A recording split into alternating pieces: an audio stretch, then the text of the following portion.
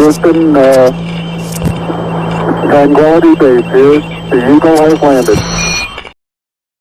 Good evening, folks, and welcome to Alien Addicts on a very, very delicious night. We have the entire team from Ghostech Paranormal with us tonight, and it gives me great pleasure to introduce the one and only Jeff. We have Phil in the house and Mark. How are we doing, fellas? All good, thanks, Ollie. Ollie. Yeah, fine, thanks. I am live. Yes, I am live. It's fine. I was just checking. We've had a few hiccups tonight.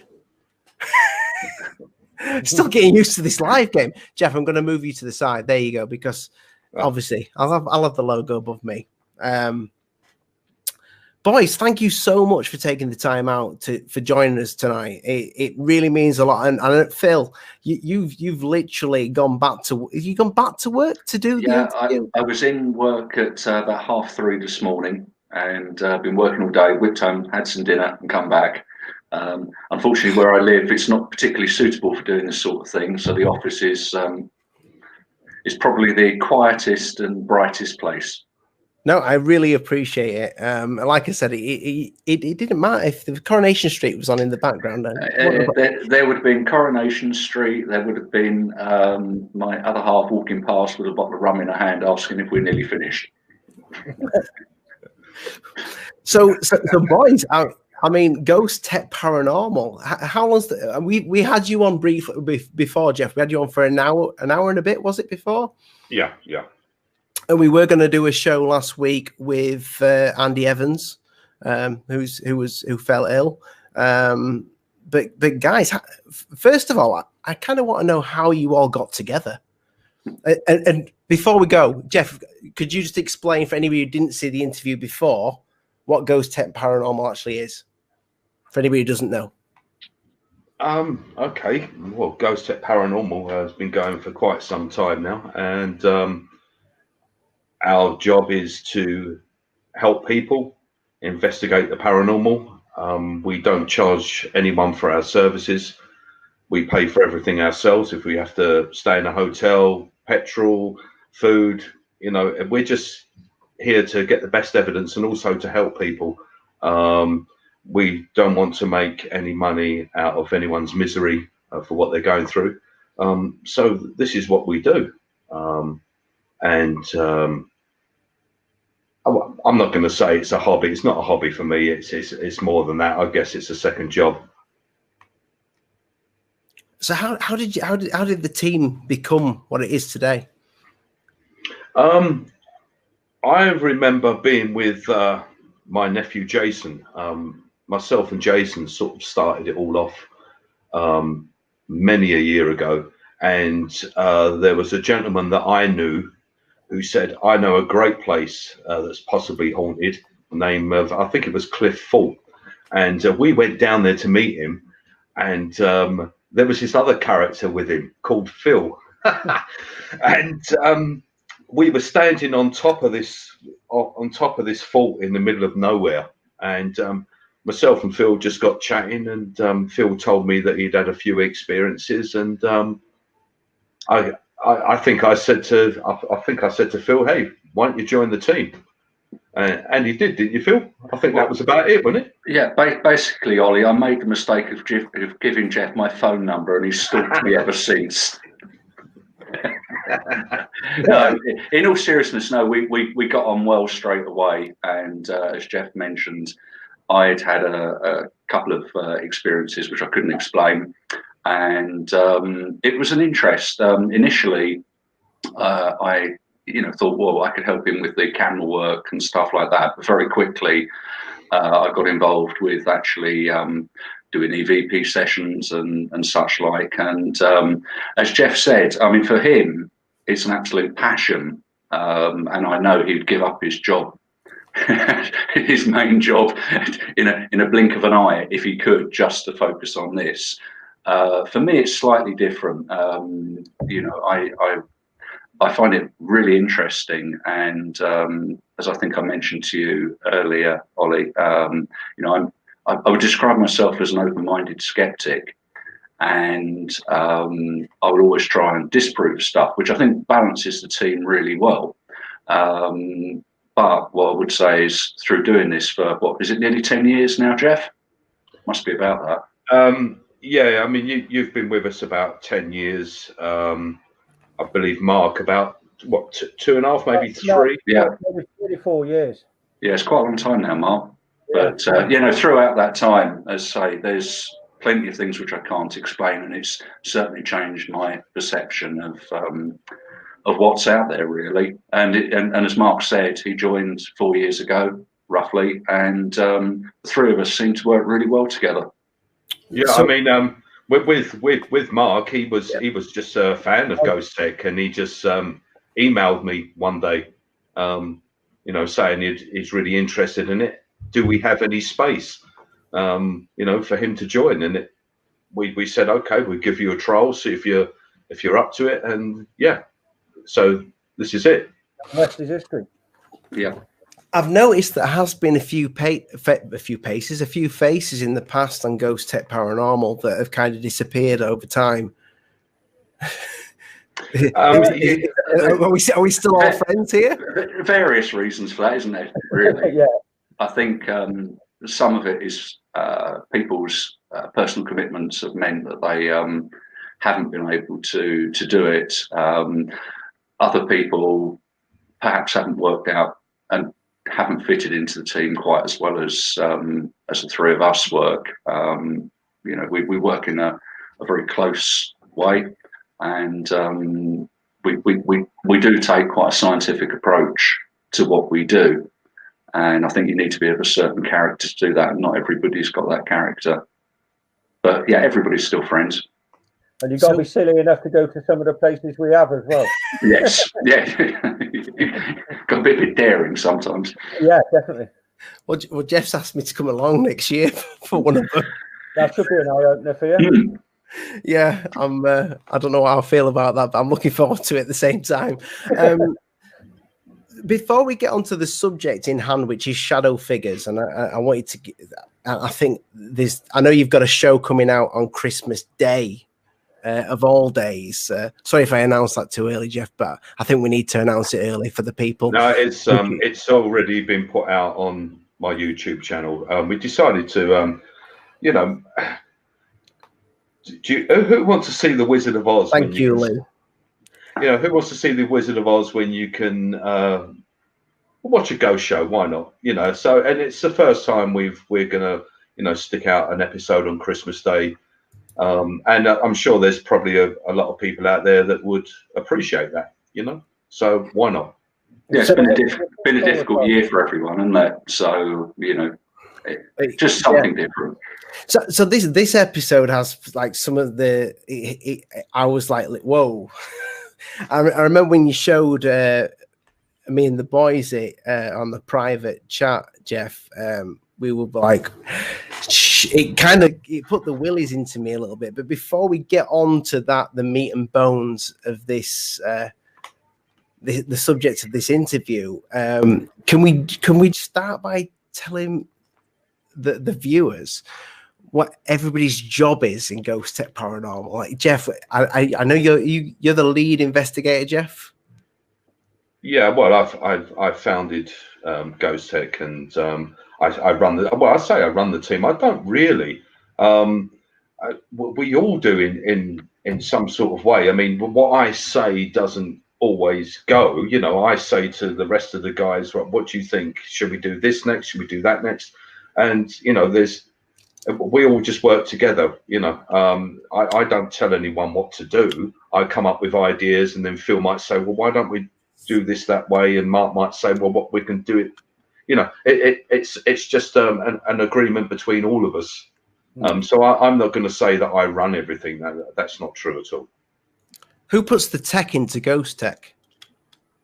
Well, I guess that would be Phil and our other colleague, Infrared Andy, who produces a lot of the equipment. But Phil comes up with a few little gadgets as well. I make the most ridiculous gadgets out of bits of old drain pipe, old bits of electronics that I've ripped apart and stuff like that. Some of them have use. Some of them like for drainage. Some of them fail quite miserably. No, it's with regard to the tech. I mean, there's obviously the very well-known bits of equipment which are very easily available. I do try and think up new ways of doing things. Firstly, and most importantly, to see if we can detect something which we wouldn't normally detect.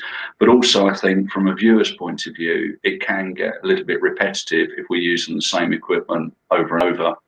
So by coming up with something different, which shows a different result, even if it's the same result, but it's presented in a different way, then I think that can add to the viewing experience as well.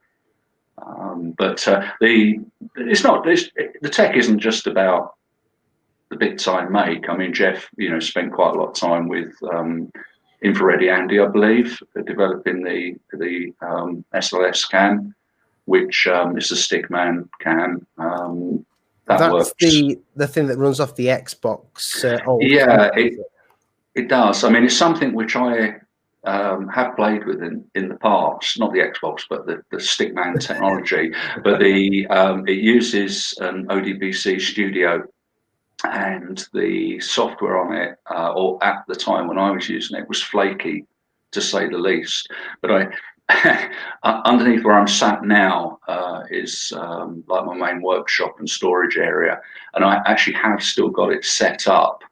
Looking that you've got an Xbox Connect thing looking down, and it did work, but the recording side of it, I think even now, Jeff, isn't it? It can be quite difficult to get it recording properly, but it has come on a long way since I played with it, and what Andy developed works really well.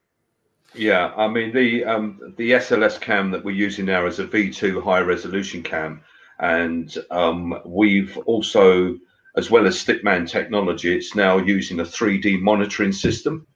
So it's actually seeing everything in 3D, and it will pick up any figures that are not there.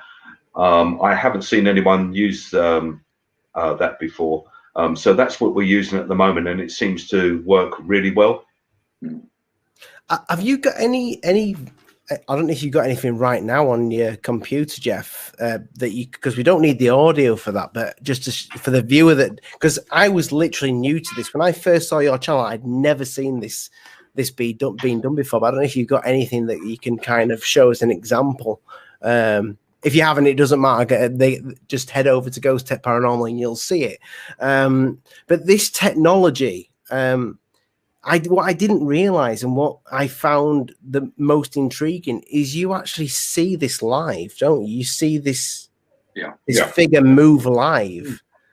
So you know that there's something in the vicinity of you that is moving, and it's not necessarily a Stickman shape, but it kind of shows you the movement and kind of what level it is at, the height. Would I be right by saying that?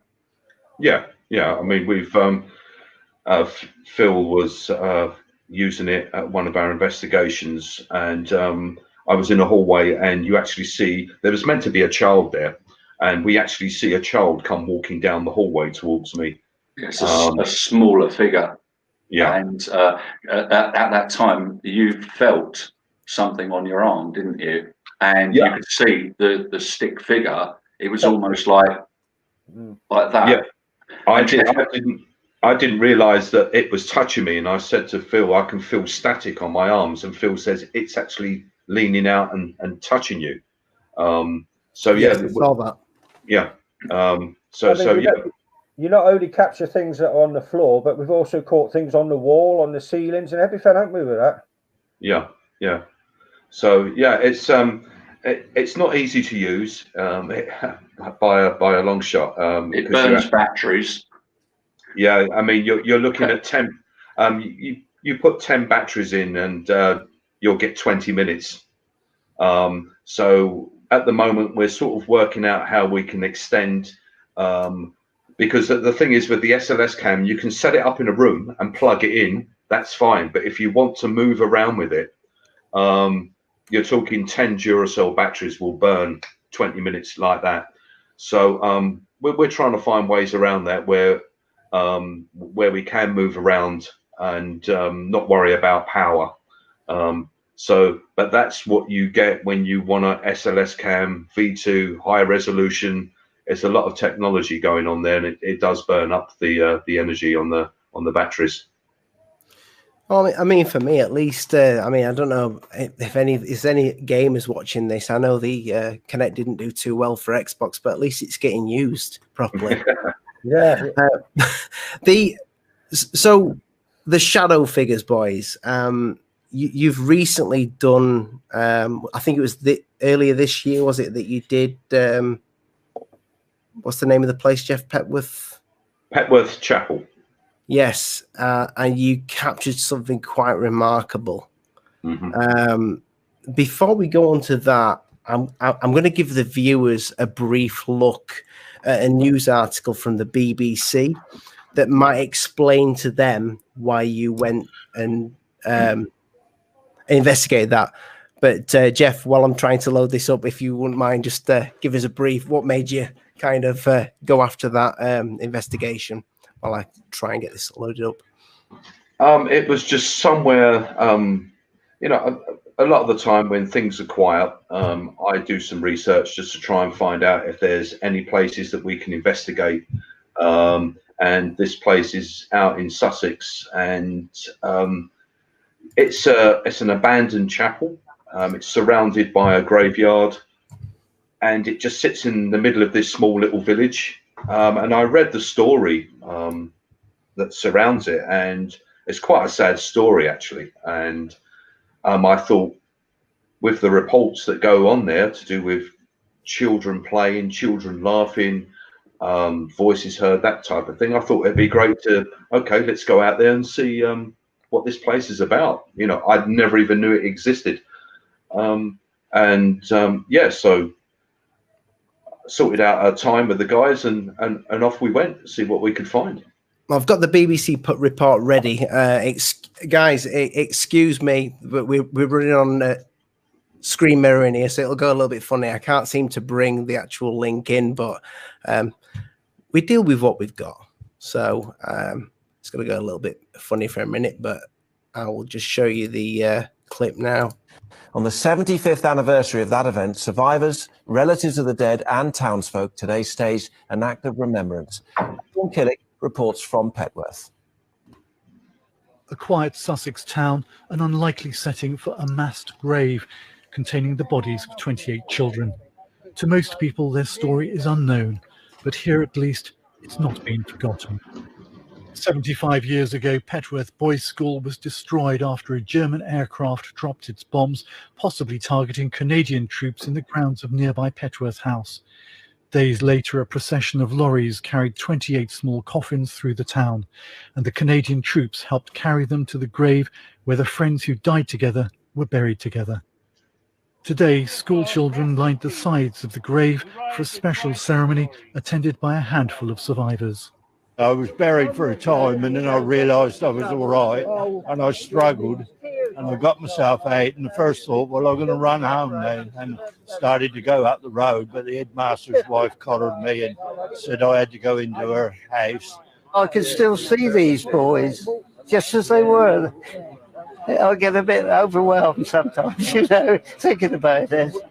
It's a long time ago now, but they haven't altered. I can remember all of them. Jean was 9 years old. Her brother Alfred was 10. He nearly didn't go to school that day. The weather was bad and he'd just come out of hospital.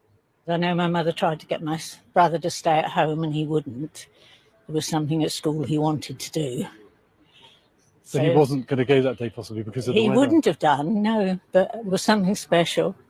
So she made him take his dinner and that was it. What really came out of it was also the heroism of the people, the Canadians who came running across from the park, the soldiers, to try and help the vicar who hitched his cassock up and was there in the ruins and doing the last rites with the children, all of which he knew because they were in the choir and they were in the community. And, you know, it's a real impact on the whole community. It was just devastation. A generation too young to go to war died in their classroom. Today's children vowed they'll always be remembered. Sean Killick, BBC South Today, Petworth.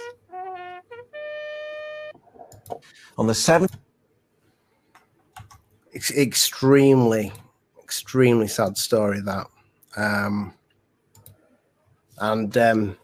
Yeah, I can see why you wanted to go there. Yeah, it wasn't for.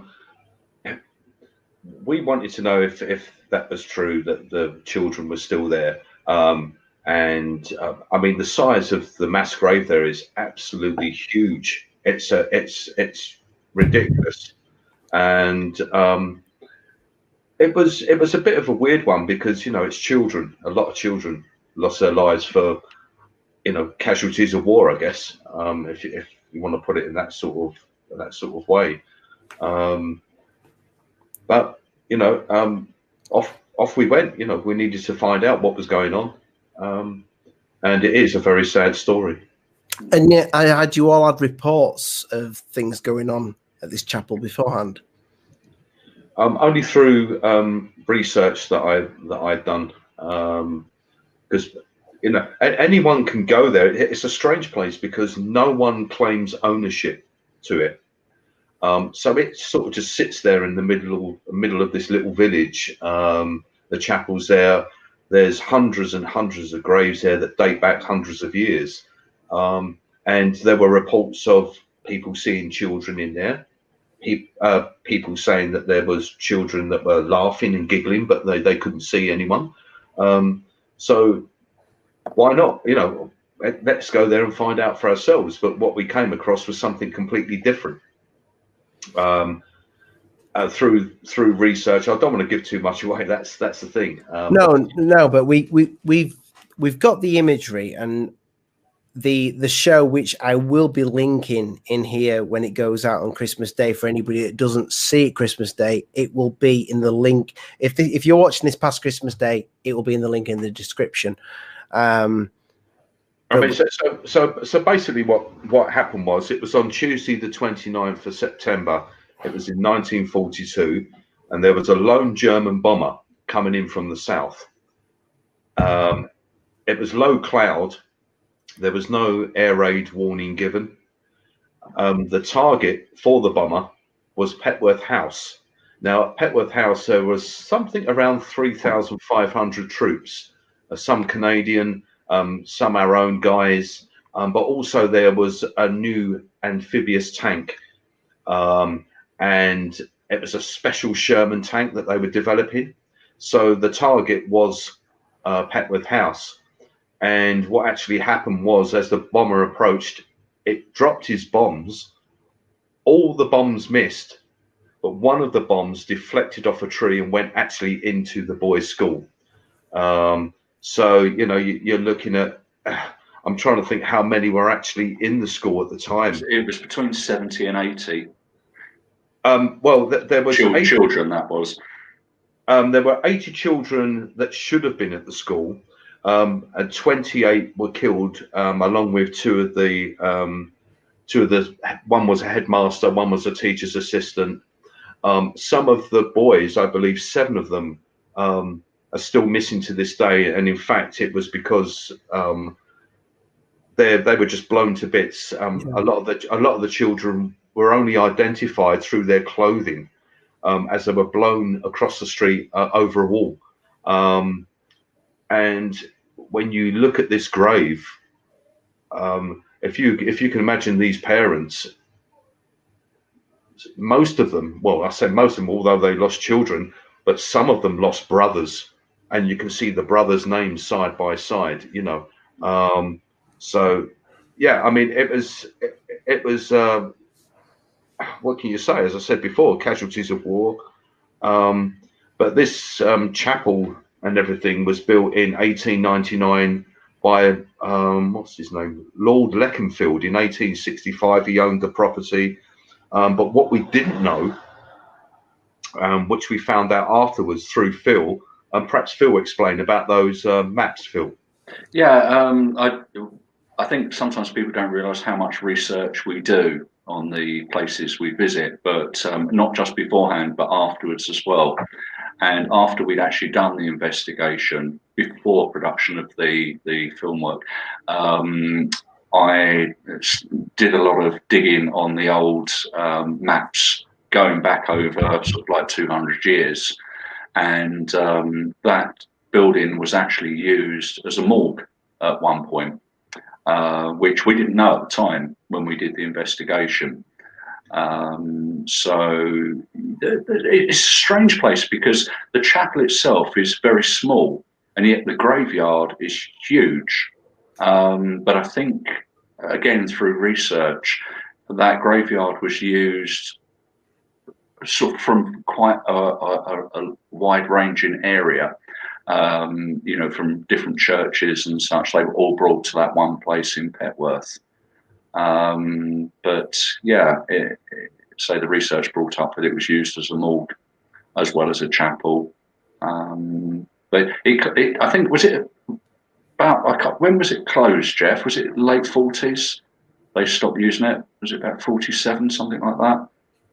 Can you remember? I think it was October 1942? Yeah, it was later than that, because that's when the bomb fell. But I thought the chapel was used to pass. Oh, sorry, no, that was the bomb was 42. So sorry, October 1942 was when they done the burial for the mass grave. Yeah. Sorry, no, I can't remember, Phil. Off the top I think it was the late 40s that the chapel was ceased to be used as a chapel.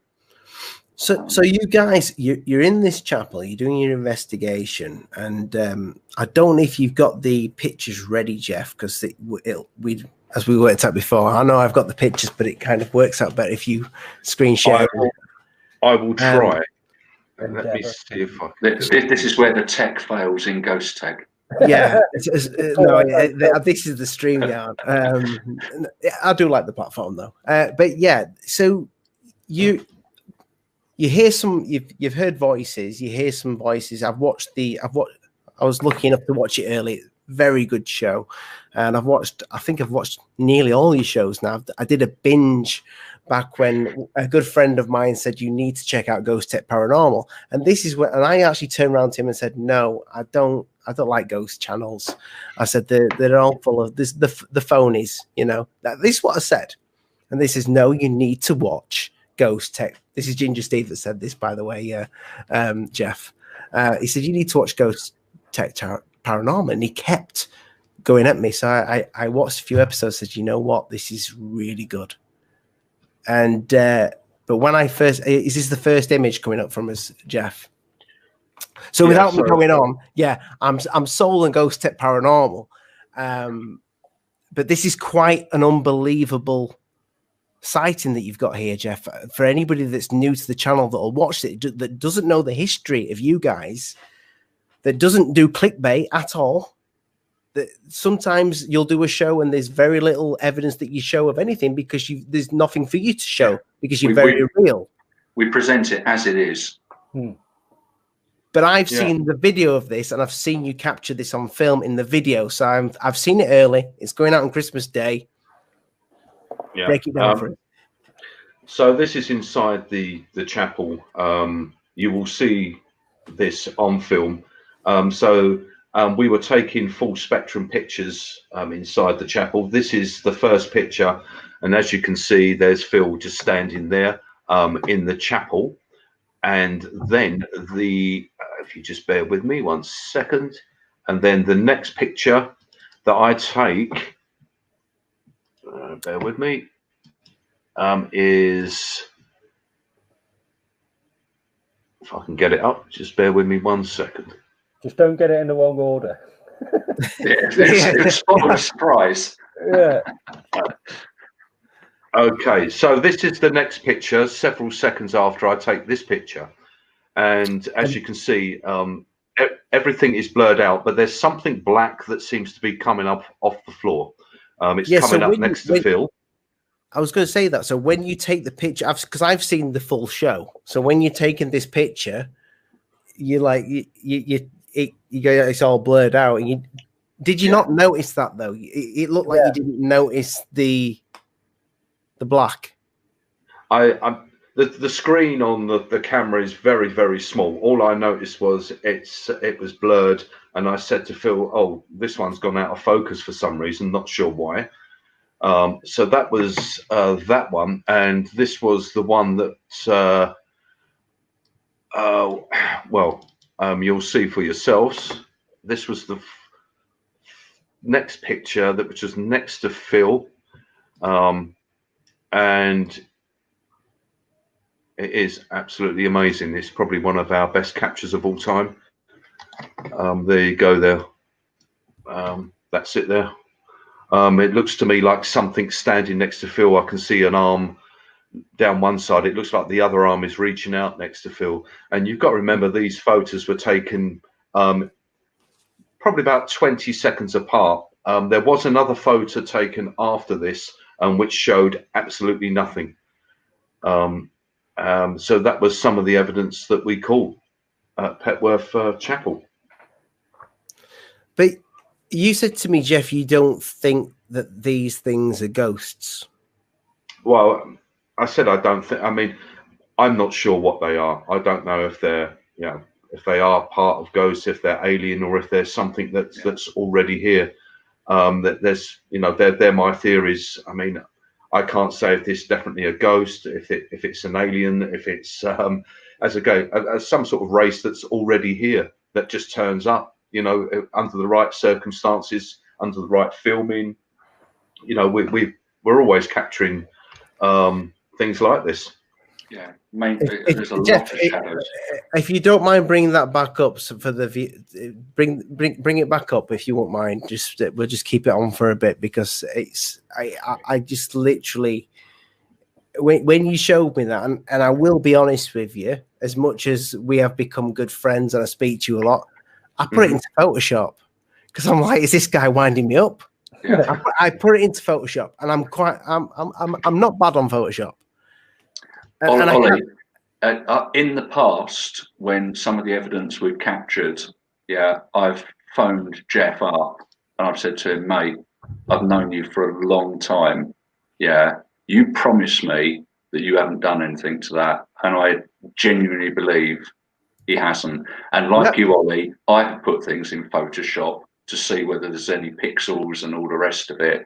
And I trust Jeff implicitly. I don't believe he'd lie to me. And he's so passionate about the subject to the point where he's said to me in the past, what do you think of this? It might be something he thinks is a voice. And I'll say, I cannot hear it. I think it's something else. Yeah. And he said, okay, I'll leave it out. This is it. I mean, anybody that's watching this now that's never seen your channel, maybe never seen my channel, has just literally clicked on it. They're like, "Oh, come on!" That's what the majority of the public will say now, because we're that used to seeing people hoax stuff.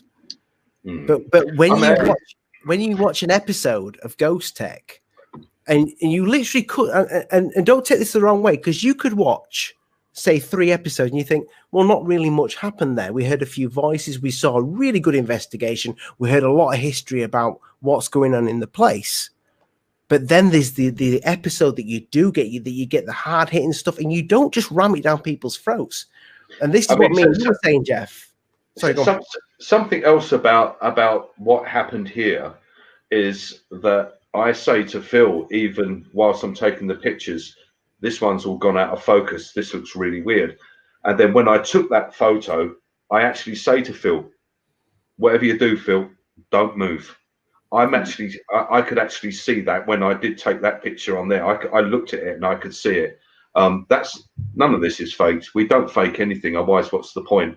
I don't have Photoshop. I haven't got it on my PC. I never have done. So I can't fake anything like this, even if I wanted to. I don't know how to use Photoshop. I just produce what we do.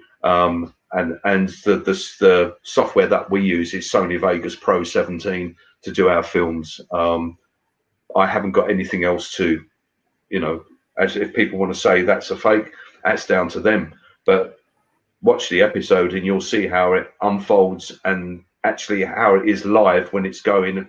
That's not been done afterwards.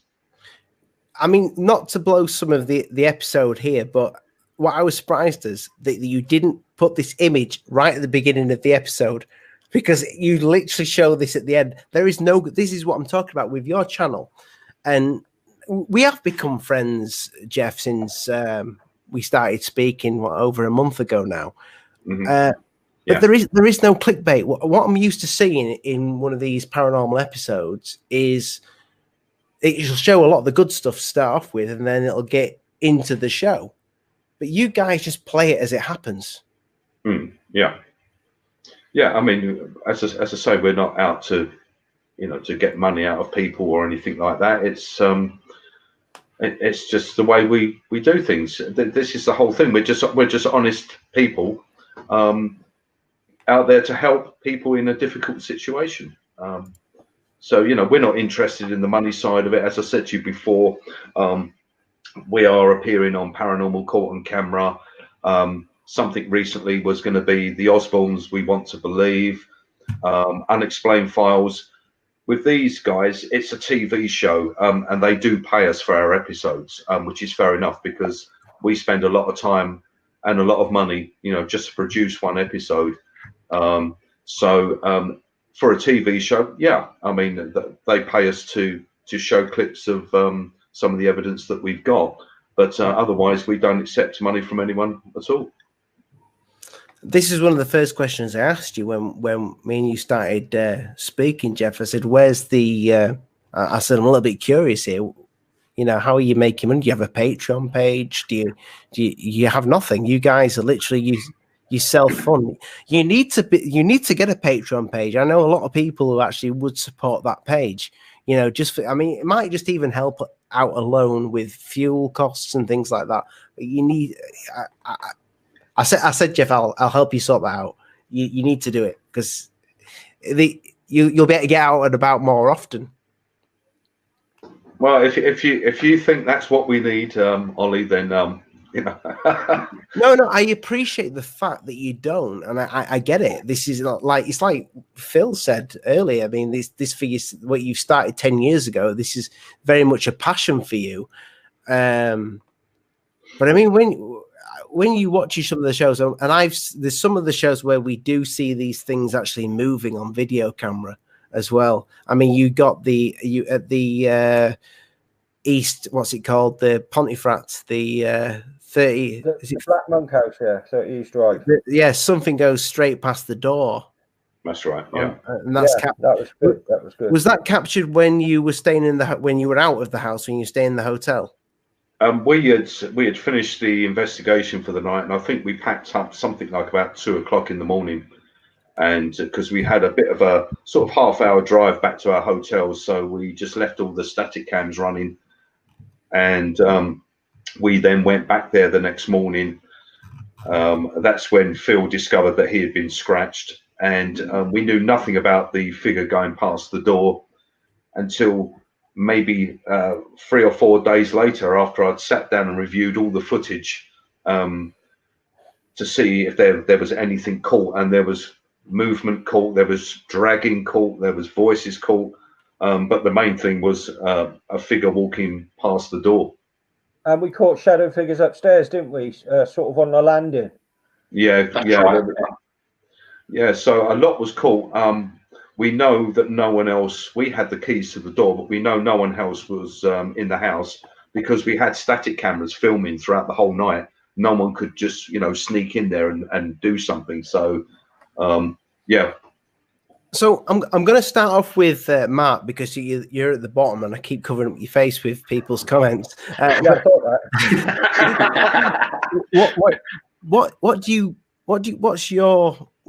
What do you think of shadow figures? What do you think they are?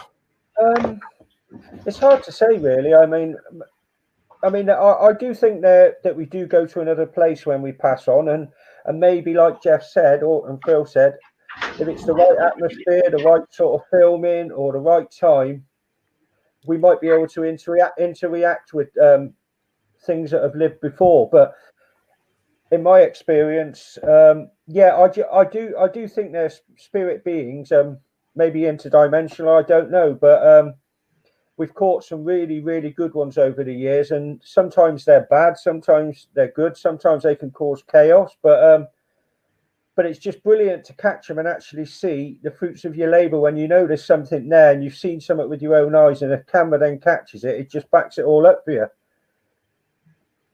Yeah, I mean, I don't know how I would feel if I was in the room and Jeff took a picture and then literally turned around and went, boys. You know, I mean, without spoiling too much, Phil, Jeff said to you when you were stood there, he said, Jeff, don't move. Yes. There's something next to you.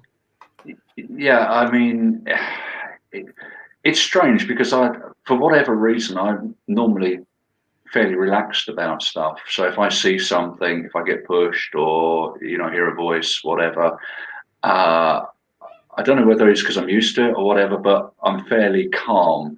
And Jeff, on numerous occasions, has said, Phil, don't move. There's somebody stood next to you, or there's something just gone past you. Normally a shadow will go past and stuff. And I try and keep the dialogue, if I'm talking, going. And, you know, try and communicate somehow with whatever's gone past. But you said about, you know, what what do you think? What do I feel? I perhaps a slightly different view to Mark, because we all have slightly different views on things. I think there's, in my opinion, there's, from what I've observed, there seems to be two sort of things that happen. One, it's almost like a replaying of event, and I know it's a very common theory that buildings somehow, you know, store in the same way that we can record on tape and CD, etc. It's almost like an event being replayed, and you quite often get people claiming to have seen the same thing, and I think that is one thing when you see not so much a shadow figure, but we've recorded more real life figures, yeah, where you can actually, it looks like a person that's walked past, and you can actually see, you know, almost the clothing and stuff like that. Shadow figures, the term ghost is a strange one. I suppose it's a bit like the term UFO. You know, it can mean numerous things, and I think that's true with ghost.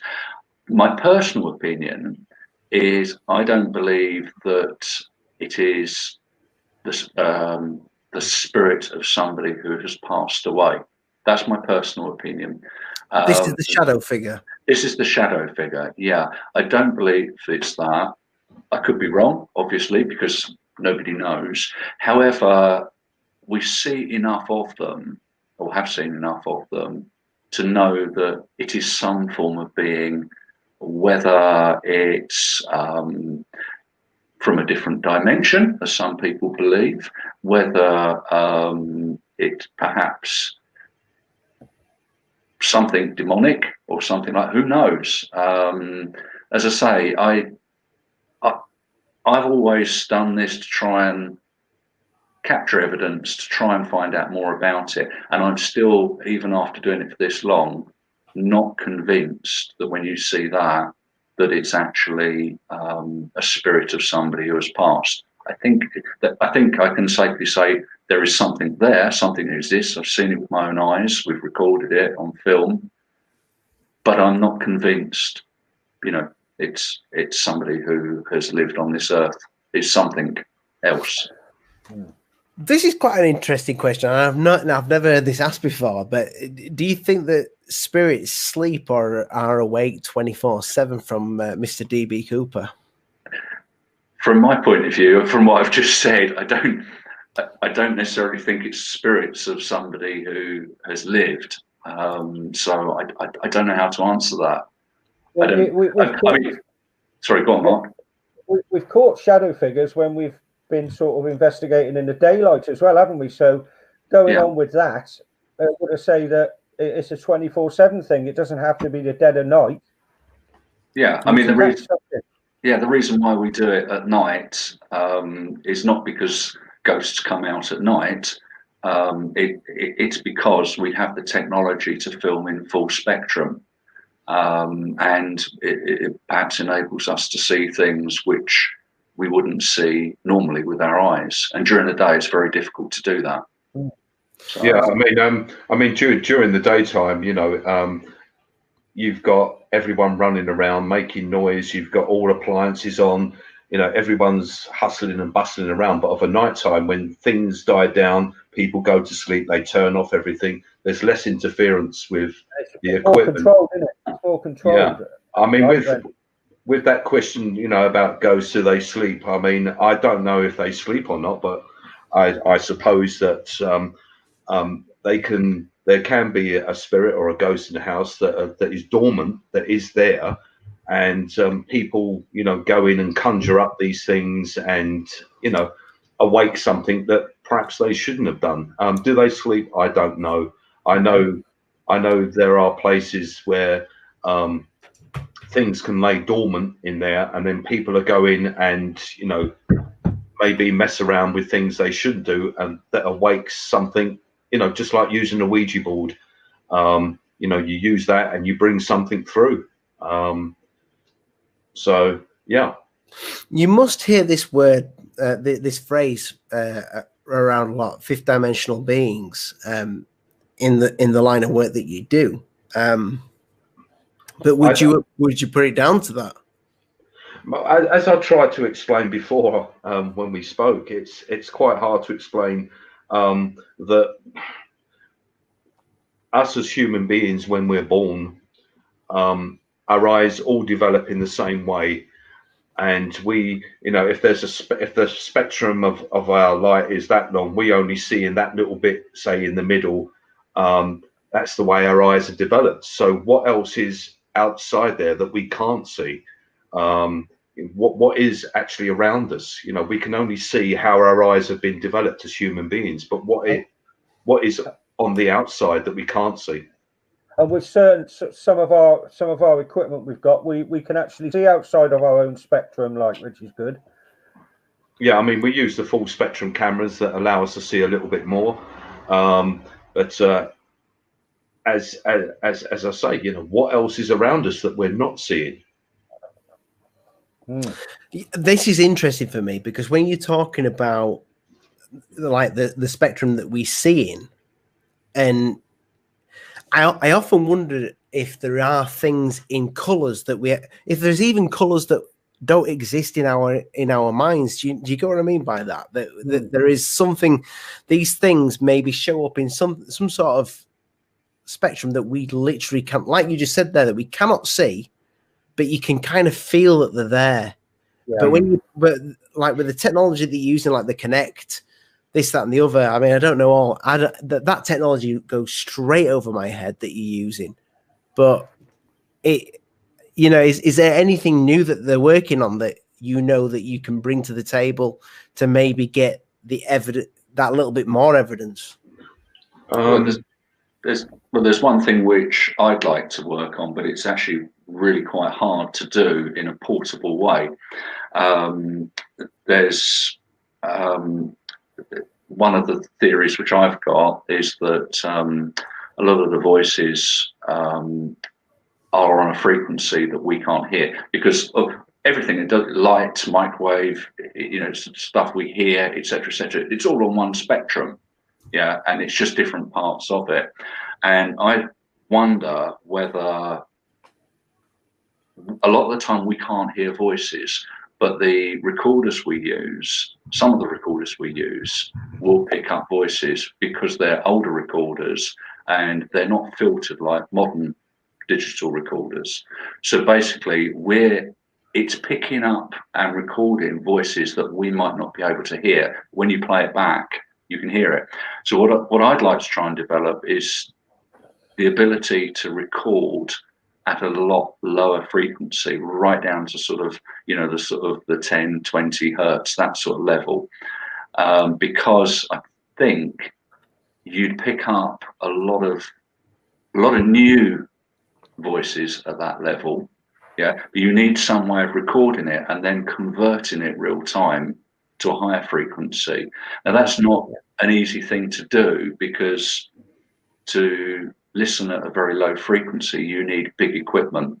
You can't do it with a small microphone. You need to create Going back to my drain pipes, Jeff, you do need, you know, the something quite large to actually pick up that very low frequency.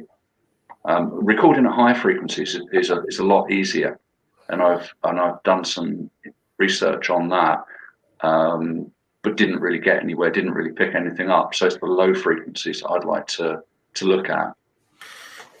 So I'm a little bit concerned about time, because I know you definitely feel you because you're at work now and you got to travel back to home, because you've traveled back out to work to come and do this show.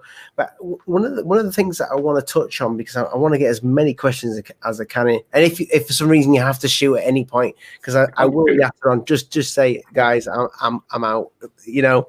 But what actually, and I know you got in touch. Did you say 7 years ago with Jeff? 6 years ago? Me, about 10 years ago. 10 years ago. Sorry, I wasn't listening. My attention span's ridiculously shite. But what got you actually into the subject? What made you think, and what made you pick up that phone to Jeff? Well, Jeff and I met. Yeah, Jeff and I, we met because I used to do urban exploring when I was younger and a bit more agile, and we met whilst I was doing that, and he'd come along to look at the place, and we got chatting and got into it. But my sort of earliest experience of seeing something unusual, I must have been about 12 or 13, and was sat in the living room with my mum at the time, and we both saw, to my right, to her left, we saw, and it sounds daft, a pair of feet walking across the room, just literally bare feet. They were solid, but stopped at the ankle. And they walked across the room just for a couple of seconds. And my mum looked at me, I looked at her, and she said, "Did you see that?" I said, "Yes." And she said, "What did you see?" I said, "A pair of feet." And she said, "That's exactly what I just saw." And that was my first ever thing that sort of got me thinking about, you know, what it was, what was out there, why were these things happening? Are we talking like just like naked feet off? Naked feet, bare feet, yeah, of an average size. I couldn't say whether they were male or female, because you know what it's like. Something happens in a blink of an eye. But it was just bare feet. But it was weird because it was just the bottom, it was just the feet up to the ankle. But it was, I can't explain. It wasn't like you could see the top of the ankle cut off. It didn't go blurry or anything like that. It was almost like if you saw somebody, it's like somebody walked under a door with a big gap. Was it like the hand, but the foot version of Adam's film? Yeah, but without the top bit. Because as I say, it didn't look decapitated. If that, it didn't look cut off. It was very odd, and just probably about 4 steps, just for a couple of seconds, and they went. But I won't go on too much about it because it's probably a topic for another time. But the house we lived in, lots of strange things happened. We had, remember, just one example, a dinner party we had, and there was about 12 of us around the table. Again, I was only young, and the subject came up of the house, and strange things had been happening in it. And one of the guests there turned around and said it was a load of rubbish, you know, making it up and all this sort of thing. And with that, a picture flew off the wall. And I don't mean fell off the wall. It flew across the room. And you've never seen so many guests leave the house so quickly. How old were you? But again, probably about 14, 15. So again, that's to answer your question. That's how I really got an interest in it. Yeah, and meeting Jeff was I don't know, chance or whatever. But yeah, it's been a good time. Sometimes these things are meant to happen. You know, I'm a big believer in that. I've met a lot of people doing what I do that I will probably speak to them probably for the rest of my life now. I'll probably get Jeff ringing me when I'm like 55 saying, "Oh, he'll stalk you the same way he does me." And what about yourself, Mark? When did this all start for you? So forget the ghost tech, but when did this actually start, this interest? From a very young age, really. I mean, I don't know if I've been sort of semi-sensitive for things, and kids do tend to see things that other people don't see. But I had a few experiences of seeing family members in spirit form, if you want to say, that I know had passed away, and your little mind just can't work it out. And I suppose that wanting to know followed me into my adulthood, and I've always liked, obviously, watching paranormal programs and things about UFOs and the extraterrestrial and things like that. And so, yeah, it started for me at a young age for an interest and wanting to know the reason why and how we see these things, or sometimes we don't. And yeah, basically one day I was getting bored watching YouTube of all the regular things and stumbled across Ghostech. And like yourself, Ollie, I binged watched every episode up until the latest one, and I tracked Jeff down through Facebook and sent him a lengthy message, and lo and behold, he messaged me back a couple of weeks later, and we got talking, and yeah, the rest is history now. But I love working with these two. As I say, we've had a fair few members over the years I've been in, and it always seems to come back to the same three, which is me, Phil, and Jeff, and we seem to bounce off each other. We know what each other's doing and thinking, and how we're going to do things. So it's just natural chemistry, really, and I love it. Don't take this the wrong way, Matt, but I mean, you're the one that gets fingered a lot, aren't you? You know, prodded by I beg your pardon. Yeah. Right, that's it. I'm off. I'm out of none of this. They always seem to pick on you. Literally. You could. I think it's you in one of them where your shirt actually. Is it you? There's one where your shirt where the shirt. It comes out. I'm not sure whether that's Jeff with the shirt, but I don't know if it's because I open myself up to wanting to be manhandled or woman handled or children handled. I just like to say it's because I normally turn around and say, "Let me know you're here." Poke Mark. Yeah. Yes, I've noticed that. I usually get put into the darkest hole for the longest time, so I don't know if it's because I open myself up to these sort of things, and I'm willing for it to happen to me instead of being sort of guarded. I maybe because I open myself up. I think Phil's nailed it on the head there. It's because they say it's like Jeff going and Phil like, Mark, stand there. And then there's Phil on the I don't know what they call it. What's it called? The little spectrum thing. Oh, on the little digital recorder. Yeah. Yeah. If you can hear me, just prod Mark and yeah. Even it's happened even when I've not been in the same room as them. But we've done things where we've sort of asked for something to happen to someone, and they could be on a different floor, and they come back after and say they got touched, and I say, well, yeah, we have asked for that, so you don't even have to be close. It's pretty strange, really. But yeah, it all seems to be me. They volunteer to be touched. or go into the worst, darkest place out there. Jeff and I sometimes have a little powwow about it. It's like, we'll get Mark to go in there. Yeah. I'm not going in there on my own. 30 East Drive. I went in the coal shed for 30 minutes where the father had his profound experience that he never would talk about, and having known what happened in there, I sort of had a pretense of what might happen, but it was still bizarre. And I just thought I was so lucky to be able to be in that position, to be able to be in that coal shed where all this stuff had happened. And I wouldn't say I was scared. I was thinking to myself, what if something really bad does happen? But I never get scared to the point where I think I'm going to kick the door off its hinges in a minute or something and run off, because we're not there for that. We're there to try and have experiences and get the evidence to put out to the guys that watch our show. Well, when you're up against the camera in that coal shed, it is very much like a Blair Witch moment. And you're right. You're right. Well, I don't know if you've seen. I don't know if you've watched the episode where we Mare Hill Mines, where Phil and another investigator who's not with us now, Clive, had gone down this real deep cavern Jeff left me on my own in the middle of these mines, and he'd gone outside to get some shots, and I started having rocks thrown at me, probably basketball-sized rocks that I could hear falling by me. And you see me by the camera, and I was huddled into a corner because I thought if one of these hit me on the head or even hit me on the leg or the back, I'd be sparko. And I was so happy when Jeff came back in, and I was telling him of what had been going on, and he was looking at me as if I was stupid. And then it started happening when he was there.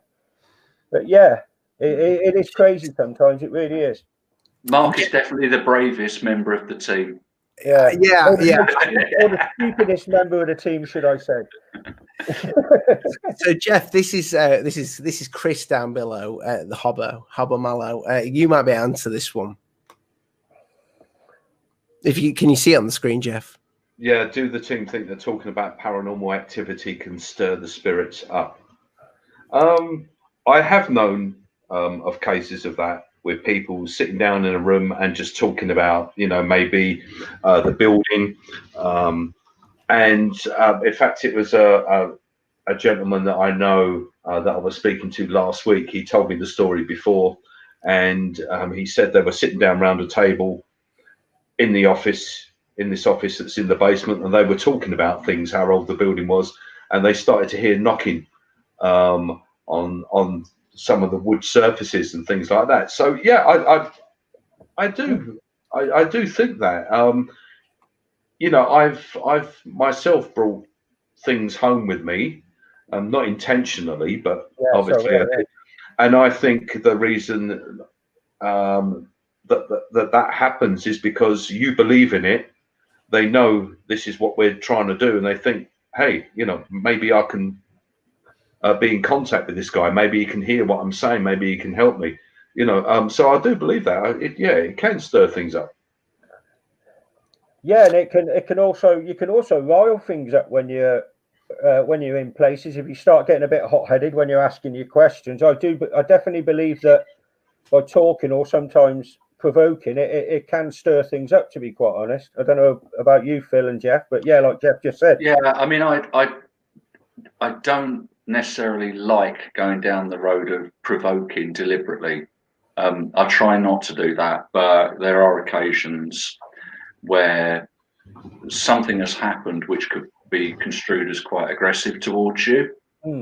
And at that point, then your tone changes and you get a little bit more forthright with your questioning. Yeah, I think it depends on what you're dealing with. And when we was dealing with that young girl that used the Ouija board, it's spelled out Zozo demon. That's what it said, the Zozo demon. That's what she brought through. She was getting scratched and everything like that. And when you know that you've got something like that to deal with, then you do go in. You go in. I won't say aggressively, but you're going forcefully. Yeah, you tell it it's time to go, and it can't attach itself to you and things like that. You've got to be assertive with these things, not show weakness. And if it's a case where you're dealing with a tragedy, just like Petworth Chapel with the children, you go in there really nice, and it's a sad situation, and you ask nice questions, and you can ask all sorts of things, but you're not going to be forceful, aggressive, anything like that. You're there to speak to the children to see if they are there, So when you're doing these investigations, do you ever think? So I'm assuming that when you're doing it, you think, you know what, it's gonna be interesting, gonna make a great video of this. But does it ever become personal? Does it ever become where that you've got I'm going to say a guest then, but you've got somebody who's got in contact with you guys, and it's become a little bit more than just an investigation? Well, I guess. Yeah, go on, Jeff. I would say I guess that would sort of aim at our investigations at Stamford Street. That become more than just an investigation. That's still continuing to this day at the moment. And it's something that I always keep in touch with to make sure how things are going, you know, how people are getting on. But we do that quite a lot, you know. Once we finish an investigation, we just don't pack up our stuff and off we go. You know, we all try and keep in contact with the people. You can't go when somebody's asked you. It's different. The types of investigation which we do. Sometimes we go out specifically, like at the chapel. We're going out to do an investigation, but not often, but sometimes it's people contacting us and saying, "Look, we've got a problem." Well, that's completely different. You can't just go in, produce, you know, evidence, and then say, "Well, there you go, we're off now." Because, you know, that could make them worse. I mean, I think with the investigation Jeff's talking about, there's a guy who is suffering quite badly. You know, he's not just from what's going on in his place, but also from grief as well. Health-wise as well. And health-wise, you know, that's somebody who needs continued support, not just from us. He needs support from other people as well, and that's something which you can help him with. And Marcus has become quite a friend to you, hasn't he, Jeff, really? Yeah, we keep in contact every couple of days. He's at the church in there looking after him. He's got a very famous psychic medium looking after him at the moment, trying to sort of tidy up some loose ends. So, and we're still seeing how that goes. I mean, I think it was quite some time ago that me and Phil first went there. Then we've done a second investigation there. And then there has been a third investigation there that the people don't know. That Stamford Street Revisited will be shown next year. And the situation is still ongoing at the moment, but I'm sure it will have a good ending. I'm doing, even now, I'm still behind the scenes. I'm still helping the gentleman out, having people contact him. Because we need to get rid of whatever is there that's attacking him and making his life a misery. Yeah, like Phil said, each investigation's different, but we're not one of these. If it's a personal investigation, just go in, get our evidence, say wham bam, thank you, ma'am, and leave afterwards because we've got the evidence. Just for the glory of it, well, Jeff personally sometimes we try and keep in contact with these people because it's like an after counselling, isn't it? Really. Yeah, it can be. Yeah. Not saying. I think that's nice. I think that. The other thing is sometimes when you go in, people believe that there's something going on, and you can give them reassurance that actually there isn't. You know, and it's other things in their life which are giving them the stress that are making them feel the way they are. So, you know, we're not pretending to be counsellors or anything like that, but sometimes we can give reassurance that the place they're in is safe, it is a nice place to live, and there's nothing there that's going to harm them. So, Phil, are you saying that you've been out to do investigations before and you said, look, listen, there's nothing going on here. Yeah, of course, yeah. Your marriage isn't working. That's the problem.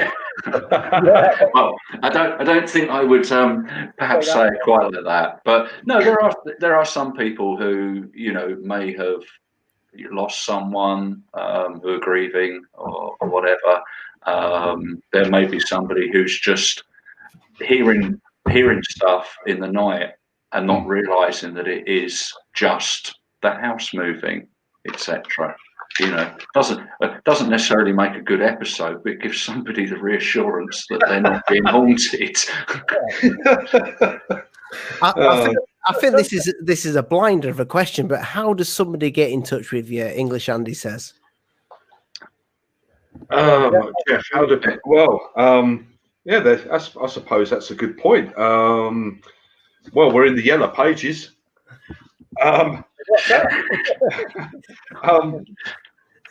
At the end of Jeff, bear in mind most of my subscribers are from the States. I suppose that is a good point. We used to put it out at the end of our episodes once the titles had gone up, but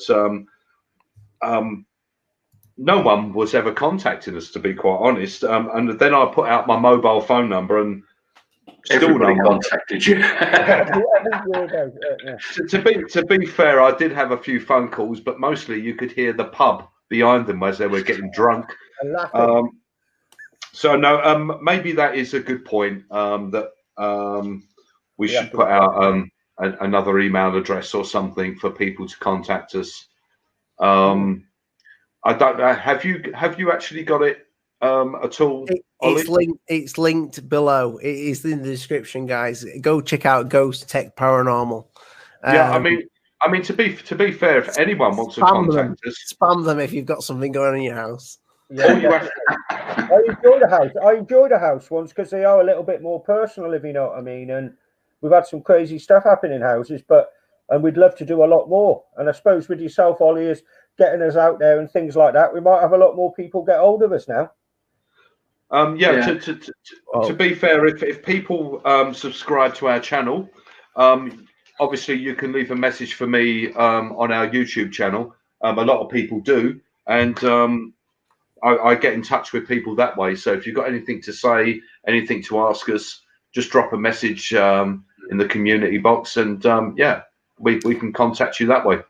Yeah, with regard to your subscribers in the States, even if they have a problem, contact us anyway, because even if it's a case of talking to them via email or as we're doing now, whatever, then if we can offer some assistance, then or they can pay for your travel. I'm just putting that one out there. Yeah, well, I think that might be optimism, but whatever. Yeah. We're available, guys, but it's just the COVID stopping everything at the moment, isn't it? Really? Yes, that's true. Well, I'm just a little bit conscious at time because Phil, I know you've got to get off, haven't you, Phil? Oh, I'm having a second wind now. Yeah. Listen, I can go.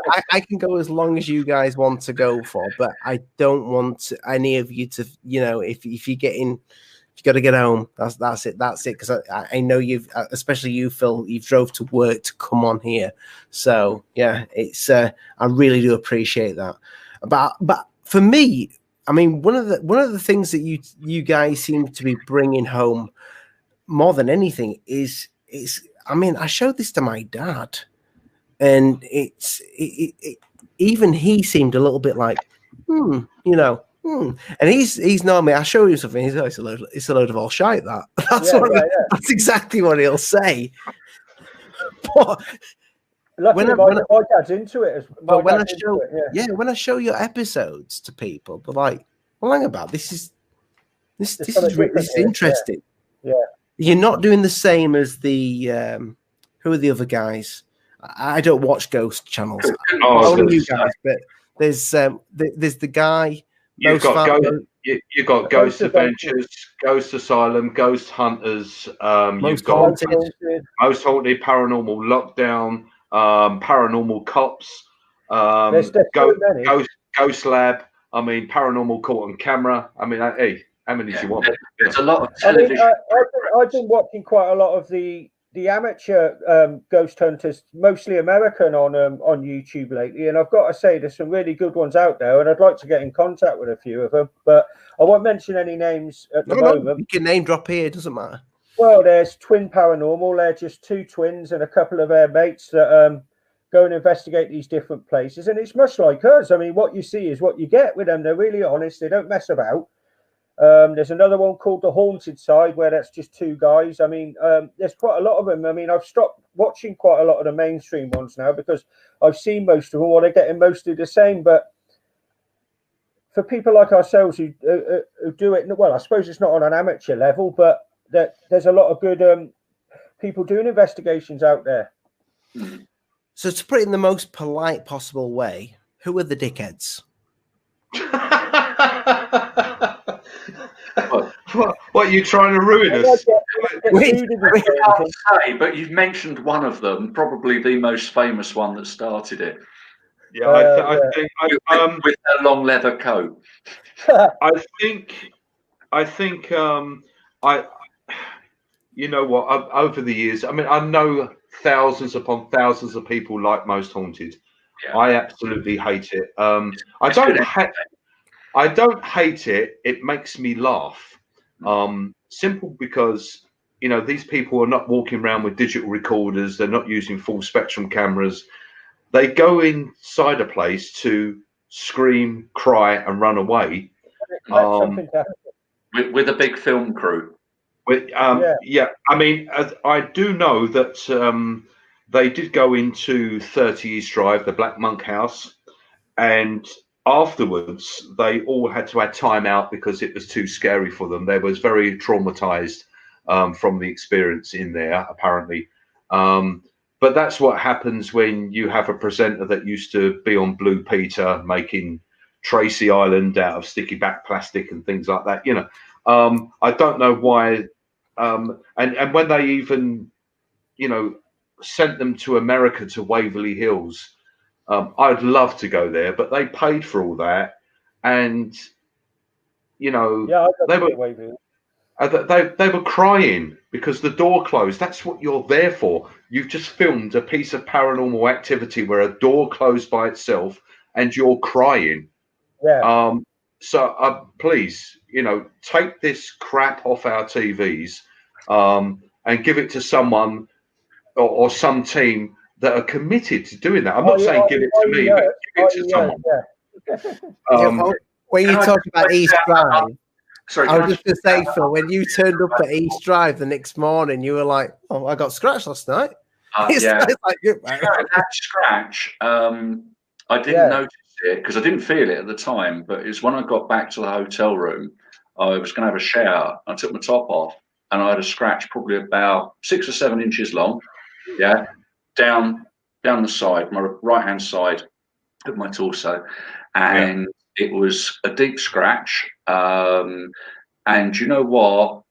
6 months later, what was happening? The scratch would disappear, and it would come back again. It took more than 6 months for that scratch to disappear, and it would go, and then all of a sudden, it would be back again, as severe as it was. It was a deep scratch. Weird it was. It's things like physical attacks and that you just can't explain. I mean, how does it happen? We still don't know, but it happens to us on a regular basis, and that's what we're out there trying to work out ourselves. And one of the sorry, go on, Jeff. No, I was going to say, you know, as far as I'm concerned, that if you're in any of these locations and you get scratched or bitten, which is that's coming up next year on an episode. But as far as I'm concerned, if anything wants to scratch you or bite you, then you're dealing with something nasty.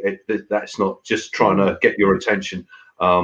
And again, that's what 30 East Drive, the Black Monk House, that's what it's all about. It is classed the most evil poltergeist location, some people say in the world, but it is 100% in Europe. It's a very nasty place, and when it wants to show itself in that way, it will do.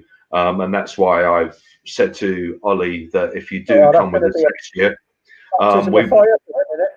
we will be sleeping there the night. We'll be spending several nights there. We want Ollie to spend the first night there with us as well.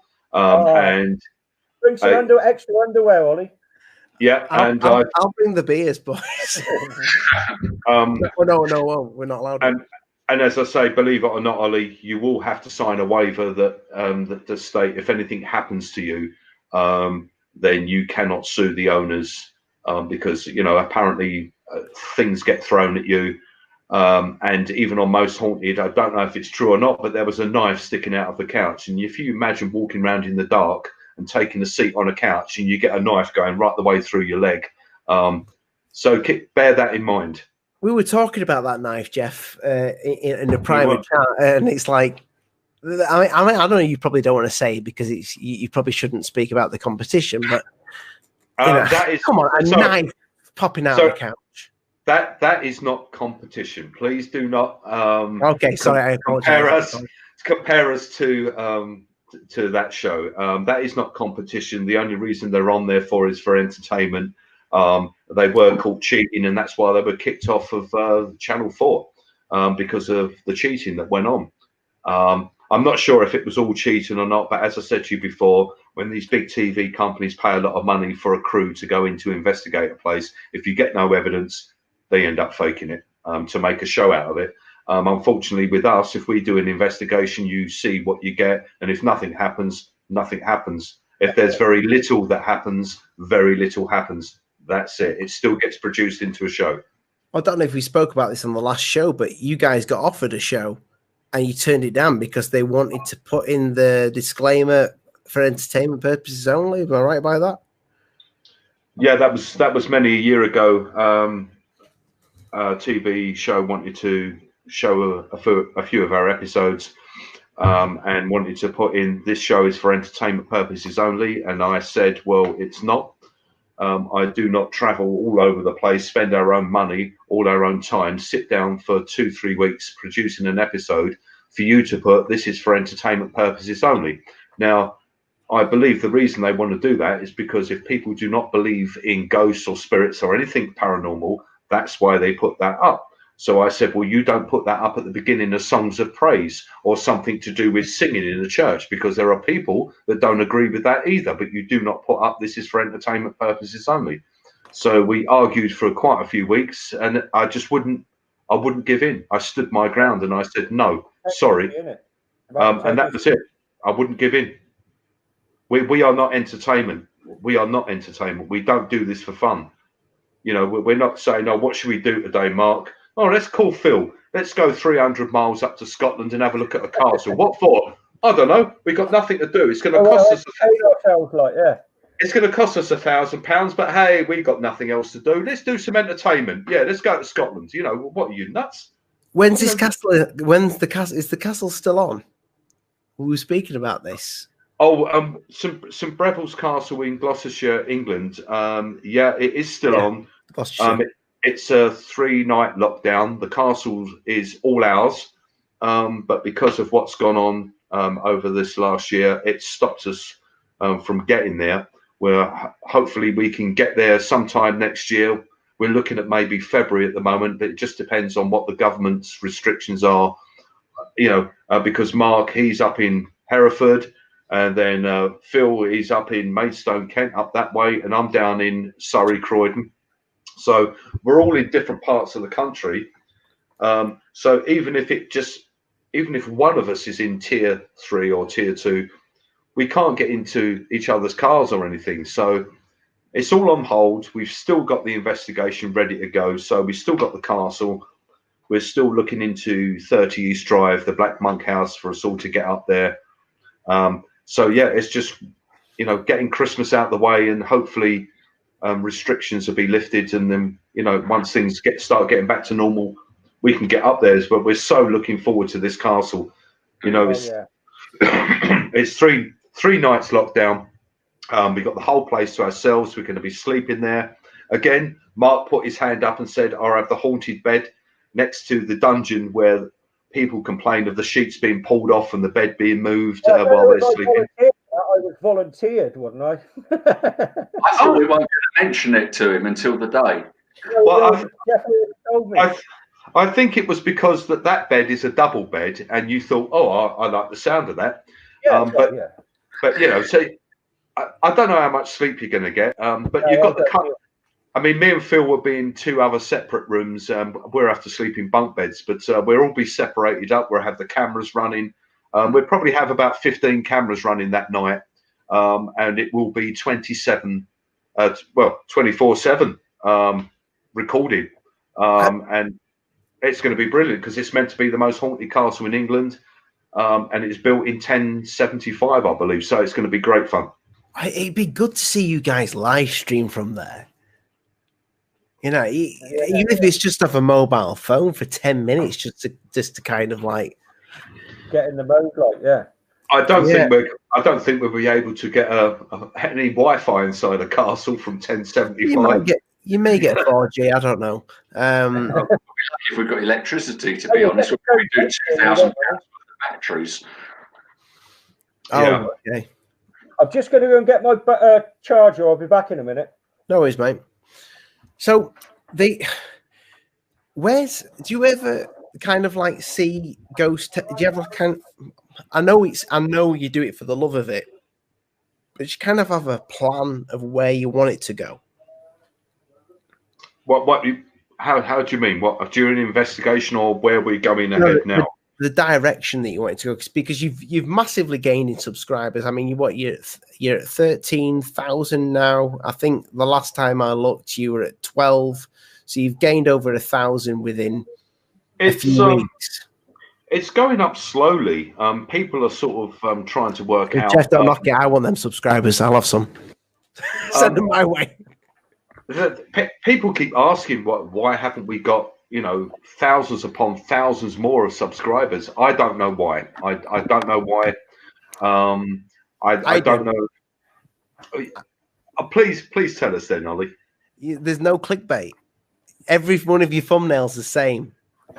You put the same thumbnail for. I mean, I appreciate it, because me as a viewer and all of my guys is looking at your stuff. There's not one of your videos that shows any. I mean, I bet the video that's coming out. Oh my word! I bet the video that's coming out at Christmas time does not have the thumbnail that I've just used for this video. I bet it's just got you guys. It's the same. You use the same thumbnail, and this is no disrespect to you guys at all. And what I'm saying to you is there's zero thumbnail, zero clickbait. And at the beginning of your show, you tell the history of it, and then probably near the end of the show, something will happen where Mark's got a ghost, like putting his hand in his pocket or whatever, And this is you say this stuff till the end. I'm glad you said pocket. Yeah, I was wondering what he was going to say. But you know what I mean? There's no kind of like. My wife's going to shout at me. I'm just realizing I'm shouting. There's no kind of like, this is what you're going to get. And then, but when the show gets going, it's like, holy shit, did that just happen?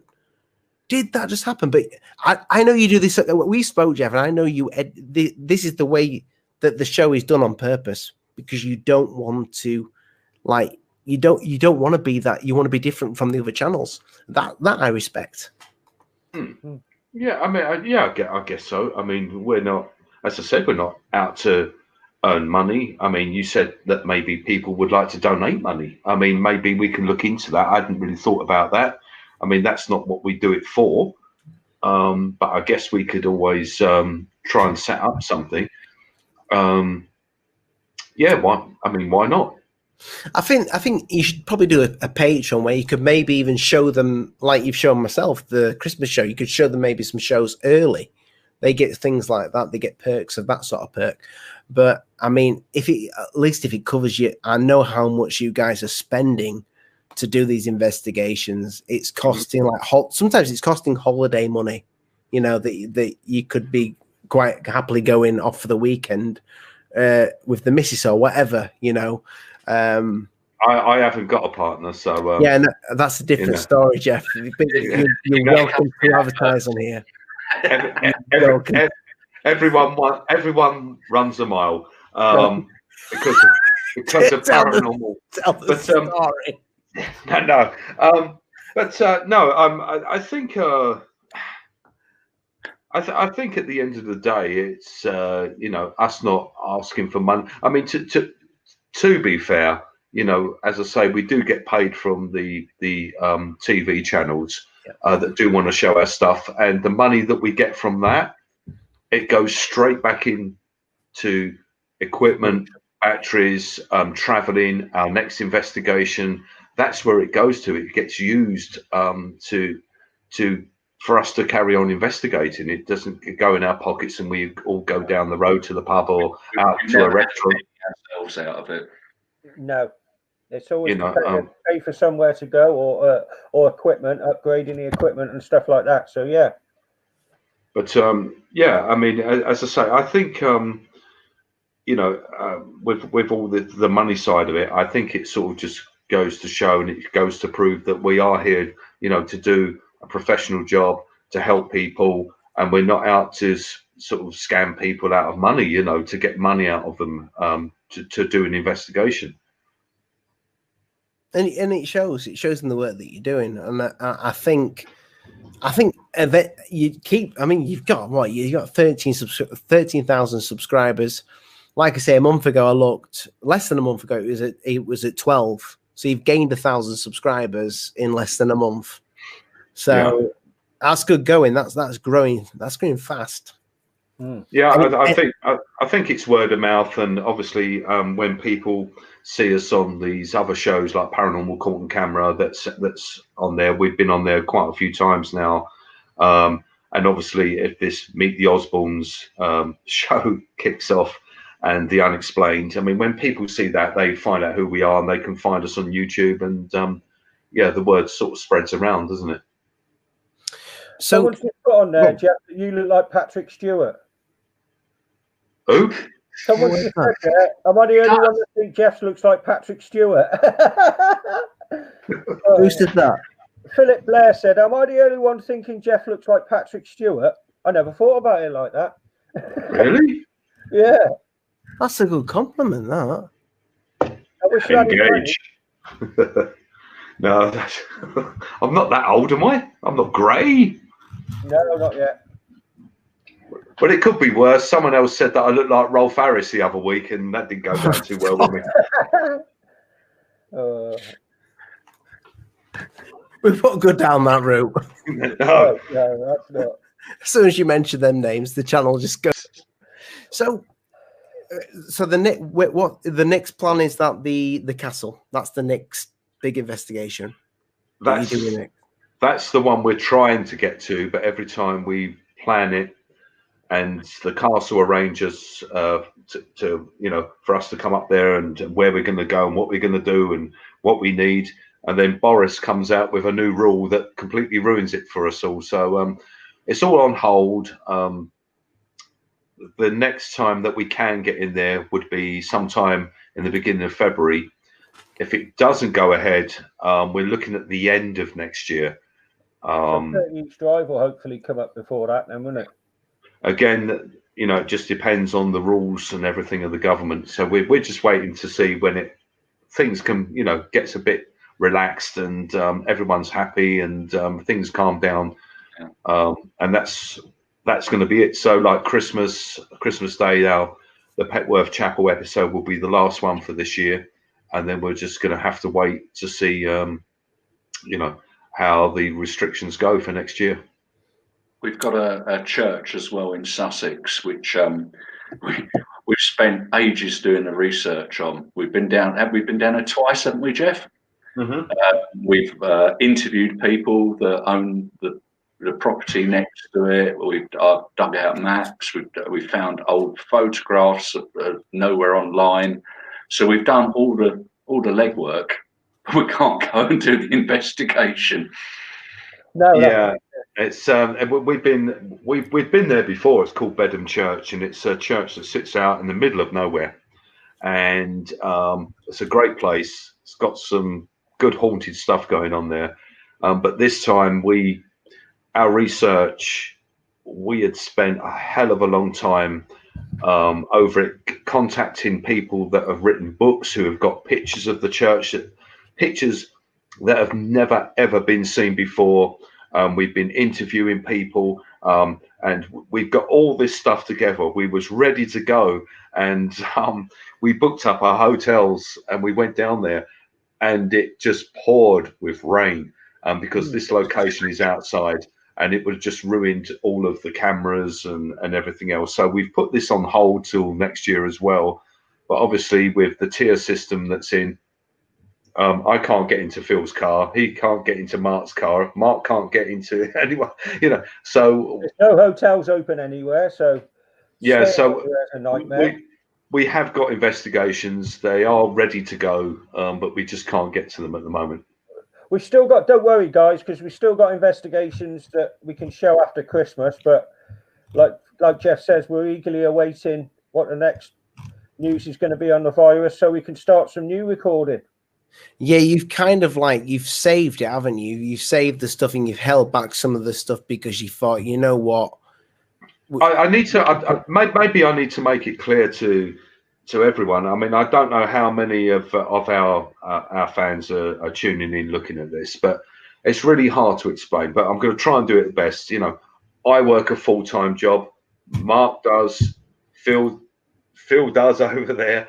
We all have our jobs, and outside this job, you know, our main jobs, we do this investigating. Now, people, you know, I've said many times, oh, can't you show an episode a week? You know, we're not on TV like Ghost Adventures that are millionaires, where that's just all we do. You know, if a TV company wants to pay us all like $5,000 each a month, we'll do it every night, you know, and we won't have to worry about anything. But unfortunately, it doesn't work out like that, you know. We do our best, and that's why we show our episodes every 2 weeks. The simple fact is, you know, I've got 6 episodes held back that are ready to be aired. And if I was to, say, show those 6 episodes over the next month or two, we'd run out. And then what would that mean would be waiting for everything to go back to normal. We'd go out and do an investigation, and I have to sit down, you know, for like 2-3 weeks producing an episode to get it together. And if we was to do that, you know, things would just fall apart. You wouldn't be seeing a Ghostech Paranormal episode every 2 weeks. It might be every 2 months. And that's why we don't want to, you know, these episodes we got set aside. That's why we keep them. And that's why sometimes we take a 2-month break so we can do more investigating, more filming to get those produced so they're all ready. So, you know, that's why you don't see us every week, and we take a few months break. It's just so we can get the episodes together, so we can keep it rolling, so to keep you all happy, because we don't want to lose our fans, and that's why we do it that way. Well, Tiberius here, Gary, has just said, Jeff, that you know, when you're down doing the East Drive, hopefully, I don't know if you've shown Phil and Mark my mum's place, we may be able to get in there, which is the old mill where I live, which is over 200 years old. So that might be good. The only thing is getting my dad out and him not knowing that people are in his house, because he's just a little bit of a weirdo like that. But sorry, Dad, if you're watching this. I don't want these bloody people in my house. Jeff did mention something about that. Yeah. Tell him it's not Yvette Fielding. You've got proper paranormal investigators coming in. What's the matter with the man? We're not Ghostbusters with what do you call it, toasters, and we throw them out along the floor to catch the ghosts and that. We do a thorough job.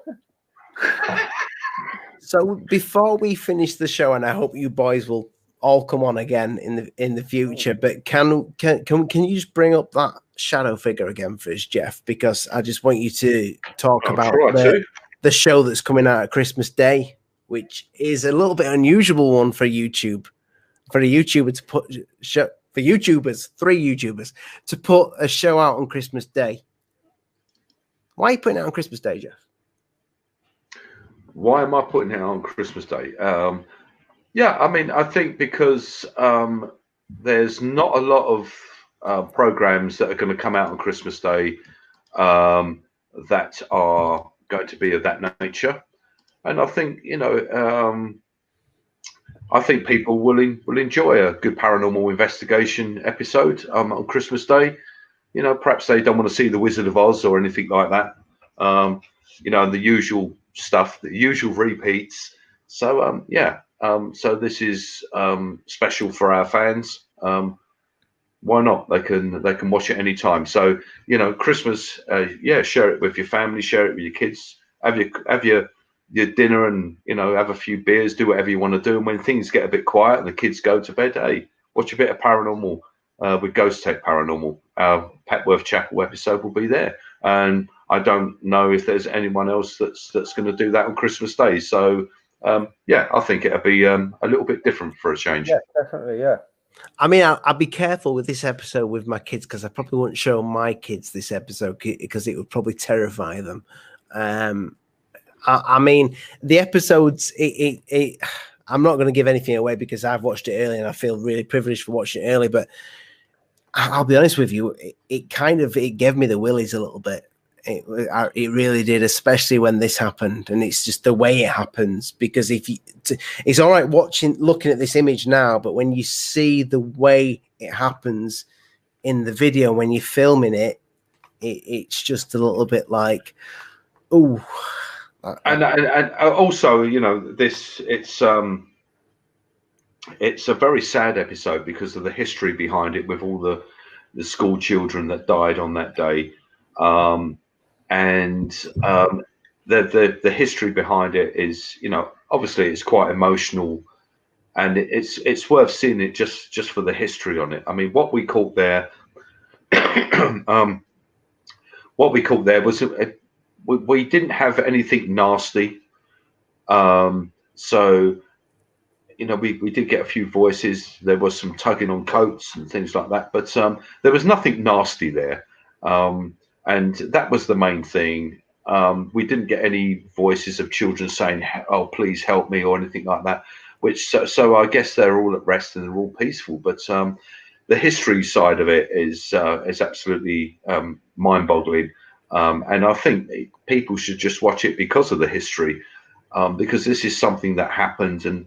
A lot of families were devastated. You know, their whole lives were ruined, and it's worth seeing just for that. You know, just to see what really took place back in them days.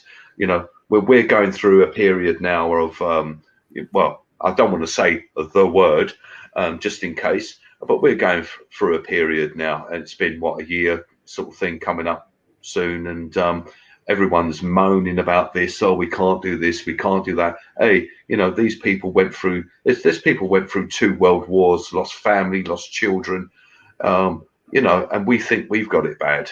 You know, so you know, have a look at the episode, have a look at the history, and maybe it'll make you feel a bit better about being locked down. That's what I'm going to say. You know.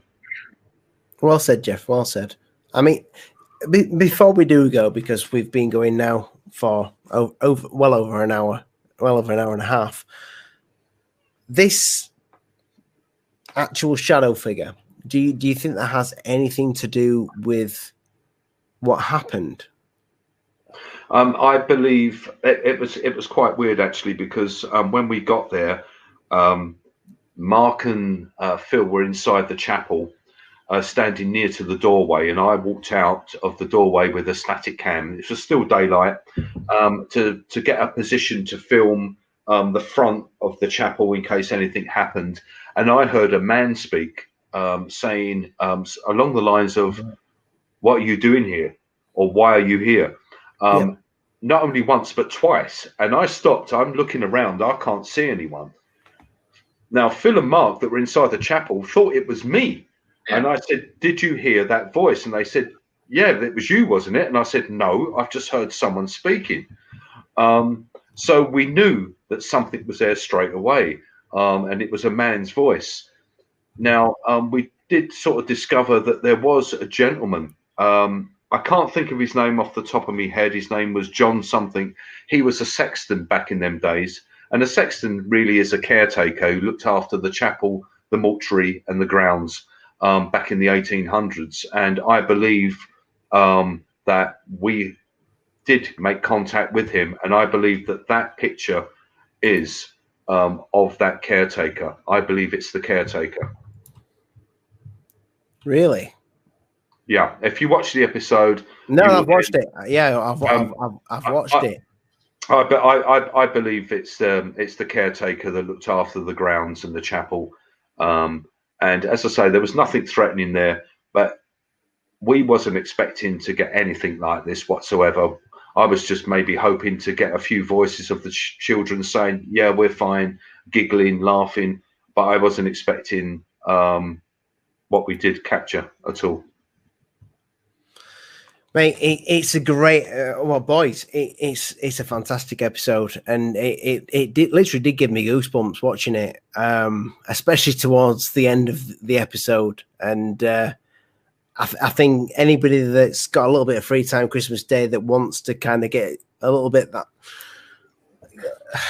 shivers, get it watched, because it is a really good episode. But there's so many great episodes, and what I'm going to do, because I can't put a link to the channel, but I'm going to paste in now, just in the comment section, one of your guys' videos. So I don't know which one I've just pasted in, but just click on click on the link after this show and go binge watch some episodes. Some of the episodes, I will say, are like in 2 parts.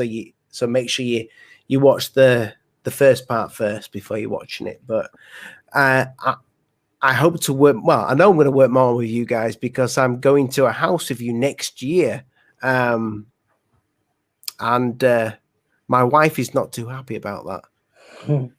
But it's going to be an experience, and I've never experienced. I mean, I've experienced stuff in my mum's house, but never anything that I would say has just totally scared the living daylights out of me. And I think staying in one of those.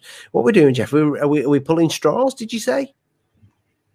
Well, we're going to be pulling names out of a hat to see who gets which bedroom in 30 East Drive to stay in. You know, I think probably one of the ones you don't want to get is Diane's bedroom, the young girl that was pulled up the stairs by her throat and thrown into the room where she was attacked. She was the focus of the so-called Black Monk. Yeah, I don't think I would want to get that bedroom. And also, I think because there's 4 of us, there's only 3 bedrooms. It means that one person has got to sleep downstairs on the couch. I don't know what's worse. And that means you're way out the way of all the other 3. Well, I think it should be Mark because he snores. And no, Ollie should get downstairs, so he's down there on his own. Stay in the coal room. Yeah. Do you know what? I hadn't actually thought of that, to sleep in the coal room. Oh my God, Ollie, coal room. Well done, Ollie. You've got some memory foam. That's brilliant. You won't be in there long enough to worry about memory foam. He'll be out the door, I reckon. That's going to be amusing. It's going to be a good investigation. Yeah, it's going to be fantastic. Don't worry, Ollie. We'll look after you. You know, there is, you know, all joking aside, when we go to these places, we've been to 30 East Drive before. We know what we can expect. We do look after each other. We watch each other's backs. You know, that's as simple as that. And that is, honestly, that is seriously. We don't muck about once we get into these places that you know can be harmful. We just really do look after each other. So you've got no worries, honestly. Isn't that right, Phil? Yeah. Unless it's me. Unless something kicks off and then it's every man for himself. Yeah. No, we look after each other. If anybody in the States doesn't know about this, it's the most haunted house in. Am I saying, is this right? The most haunted house in Europe, or it's got the worst poltergeist in Europe? It's the most evil poltergeist location definitely in Europe. And just recently they've put it down as the most evil poltergeist place in the world, because I think it's simply because the paranormal experiences still carry on now to this day. So yeah, I don't know how true to life is. I think we spoke about this briefly now, and this was going to be spoke about quite a lot in the show that got cancelled, but there is a film about it, and it's called When the Lights When the Lights Went Out. Yeah, When the Lights Went Out. Yeah, that's the film. That's for anybody in the States that wants to kind of get a brief history without doing a load of reading. You can kind of like, well, to be honest, I mean, they sent over Nick Groff out of Paranormal Lockdown, and they flew 3,000 miles to come over to this place in Pontefract, and they spent a few days there, and they caught some evidence. So all you guys in America, if you want to see it, look up Paranormal Lockdown 30 East Drive, the Black Monk House, and you'll be able to see the episode. And or 2 episodes. Yes. That's what you need. Well done, Mark. Well done. I'll promote the channel. Yeah, I'll do it. Yeah. It's that's the reason why it's now being classed as the most evil poltergeist place in Europe and the world, because it is still active today, and it's still available. You know, obviously for people like us to go in and investigate. What are the 2 episodes called on your channel? The Black Monk House, 30 East Drive. So if anyone wants to, if anyone wants to see what happened, then take a look. It was many a year ago, though. It's quite an old couple of episodes, but but Andy, who was going to come on the show but was ill, said it was the best evidence. He's the best way anybody's ever kind of depicted it and told the history of the actual property. Yeah, Andy Evans, who will be when we go to 30 East Drive, we will be interviewing him. He's going to come down for an interview. He's the author of the book Don't Look Back in Anger, which is the true story of how 30 East Drive became haunted. And he contacted us after we'd done our investigation there and said that you guys had done your research properly. It's near enough spot on why 30 East Drive is haunted. Because he was interviewed on Paranormal Lockdown when they come over, Most Haunted, all the others, and all they did was bend the truth and make out it was something completely more dangerous, more harmful. It didn't need to be more dangerous or more harmful because it already is dangerous. Yeah.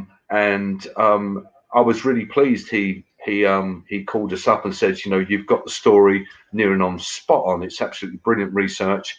And we've become sort of friends since then. I've not actually met him yet. We've spoken on the phone over the last few years. And when we go there, hopefully next year, he will be turning up at 30 East Drive for an interview, which will be absolutely fantastic. Spot on. I can't wait for that, mate. Right, boys, I'm going to say goodnight. God bless. We'll have a discussion in the after show, if you don't mind, Phil, just for 5 minutes or so before you have to get off. But I'm going to drop you guys out. But before you go, if you just finally want to tell the guys where they can find Ghostech Paranormal.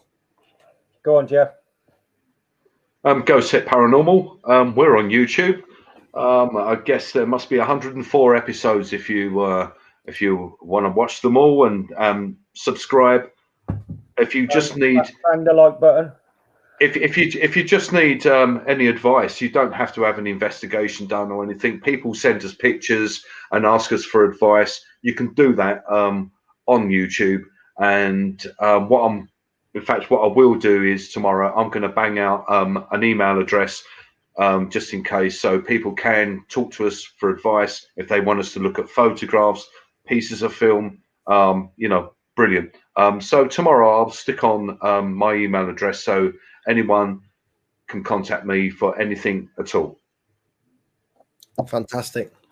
Thank you, boys, for all of you being here tonight. It's been spot on, and it's great to have you, the full team here. Yeah. Awesome. Thanks to everybody who's listening as well. Yeah, definitely. And all the comments. Yeah. Yeah. I'm just gonna remove everybody from the chat, and I'll get back to you guys in a moment when the stream ends. Cheers. Thank you. Thanks a lot, everyone. Thank you so much for joining us, people. As always, it is always overwhelming.